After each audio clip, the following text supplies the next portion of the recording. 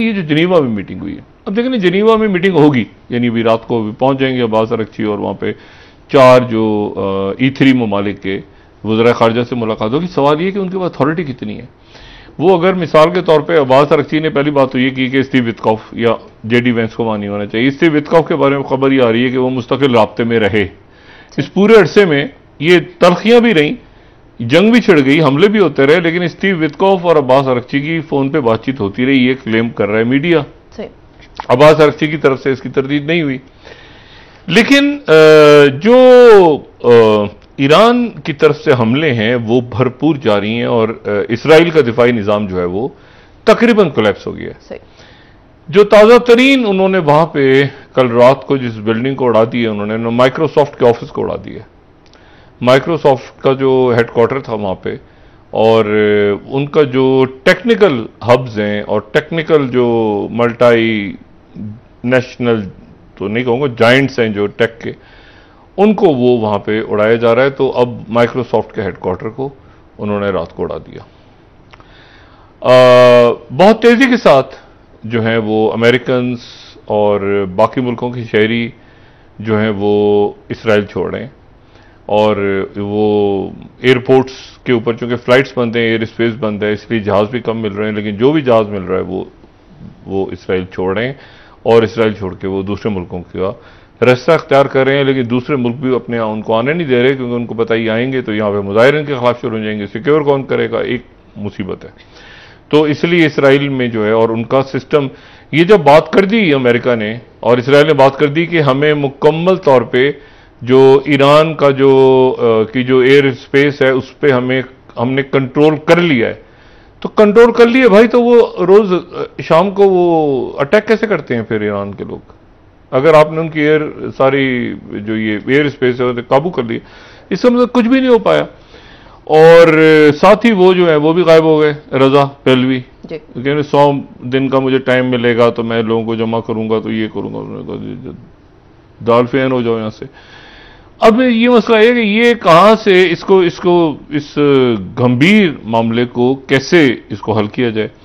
अब जनाब यूरोप आगे आ गया है, लेकिन यूरोप जो है वो यही उन्होंने गालिबन जो इतलात यूरोप का मीडिया जो जराए बता रहे हैं कि मार्को रूबियो से उन्होंने पूछा डेविड रैमी ने कि हम क्या बात करें और क्या बात ना करें ईरान से।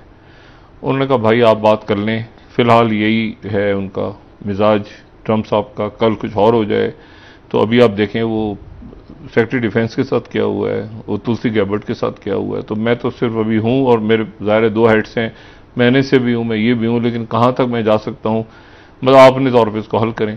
यूरोप जो है मुकम्मल तौर पे डिवाइड हो चुका है।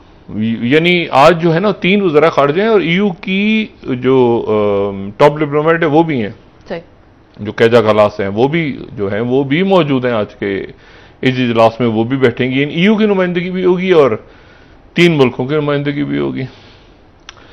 इख्तियारात कितने हैं और फैसला कौन करेगा, मतलब इन सब ने फैसला कर दिया और आगे से ट्रंप साहब ने कहा कि नहीं ऐसे तो नहीं, ऐसे होगा। अच्छा, उधर उनकी नेतन्याहू की जान निकली हुई है कि भाई ये जो है ये आगे बढ़ के, और हमें हर थोड़े दिनों के बाद जो है ये, मतलब अभी तो वो मांग रहे थे ना बंकर बस्टर, तो बंकर बस्टर साइड पे चले गए, 2 हफ्ते तक के लिए मुलतवी हो गया।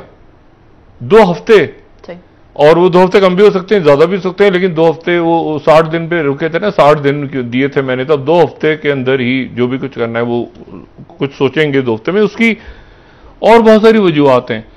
एक तो यह है कि सेक्रेटरी डिफेंस का टीम से हट जाना, इसका मतलब पूरा पेंटागन। अब कौन आएगा, मुझे बताए कौन ऐसा आदमी होगा जो आएगा और कहेगा कि जी मैं आपको गारंटी देता हूं कि 4 दिन के अंदर अंदर ये मशरिक वस्ता के हालात ठीक हो जाएंगे और आप गुडी गुडी होंगे और आप जो है वो सब सुकून हो जाएगा, वहां पे रिजीम चेंज हो जाएगी और ये हो जाएगा और हो जाएगा, या आप हफ्ते के अंदर अंदर होगा।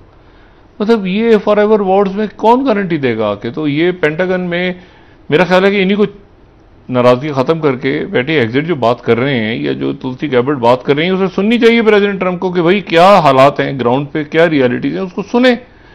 लेकिन वो नाराज हो गए। पाकिस्तान का रोल, इसलिए मैं कह रहा हूं ना कि पाकिस्तान का रोल इसलिए इंपॉर्टेंट है क्योंकि पाकिस्तान की बात सुनी है उन्होंने और उनका मूड अच्छा था उसके बाद। तो पाकिस्तान की तरफ से उनको ये बात बताई जाए, तरीके से बताई जाएगी दोबारा। यकीनन वो मौजूद हैं, वहीं पे डेलीगेट्स मौजूद हैं। तो आसिम मुनीर साहब भी हैं और डीजीआई भी हैं, और जाहिर है कि वो साथ उनका ये कहना कि ईरान को आप हमसे ज़्यादा समझते हैं, इसका मतलब है कि रोल रीजन का है और बड़ा। और पाकिस्तान जो है, अभी आपने स्पीच सुनी पाकिस्तान के जो मुस्तकिल बंदूक का, तो पाकिस्तान को बड़ा क्लियर व्यू है, चाहे वो गजा हो या ईरान हो या ये जो जाहिरियत हो इसराइल की, तो पाकिस्तान को बड़ा क्लियर व्यू है। लेकिन अब इसमें से असल है कि व्यू तो है, लेकिन इसमें से हल कैसे निकाल के, ऐसा हल जिसमें प्रेसिडेंट ट्रंप की ईगो भी मुतासर ना हो। लेकिन ईगो उनकी, वो कह रहे हैं टोटल सरेंडर। वक्फे में जाने से पहले आपको एक बात बताऊं कि एक साहब जो हैं अचानक वो जो हैं वो आज मंजर आम पे आ गए और उन्होंने कहा मेरे जख्म, मैं जख्मी हो गया था, मेरे जख्म ठीक है और मैंने अपनी जिम्मेदारियां संभालनी है और मैं भरपूर अंदाज में फाल हो गया हूं। आज मैं ऑफिस आ गया था और कल या परसों से अपनी सरगर्मियां संभाल लूंगा और मैं जिंदा हूं, ठीक है, और पहले से ज्यादा ताकतवर हूं। उनका नाम है अली शमखानी। अली शमखानी जिंदा है, हयात हैं, जख्मी हुए थे। ये वही अली शमखानी जो कि आयतुल्लाह खamenei के बहुत करीब थे और जो चाइना, सऊदी अरेबिया, जिनके बारे में हम तस्वीर भी दिखा चुके हैं, बता भी चुके हैं। तो अली शमखानी जो हैं वो हयात हैं और वो वापस आ गए और फुल फॉर्म में, और उन्होंने कहा कि मुझे कुछ चोटें वगैरह आई थी, लेकिन वक्फे का टाइम हो रहा है। ब्रेक के बाद डिस्कस करते कम से कम 2 अस्करी शख्सियात, फौजी शख्सियात जिनके शहीद होने की इतला थी, वो भी शायद जिंदा है, और कम से कम 3 न्यूक्लियर साइंटिस्ट जिनके नाम आए थे कि वो शहीद हो गए हैं, वो भी शायद जिंदा है। ब्रेक के बाद अली शमखानी के अलावा और भी शख्सियात ऐसी हैं जो अभी जिंदा हैं, जख्मी हैं, सेहतियाब हो गए हैं क्या, लेकिन वो भी अचानक सरप्राइजिंगली सामने आ सकते हैं। अली शमखानी आज आ गए हैं। जी नाज़रीन, वापस आते हैं छोटे से ब्रेक के बाद।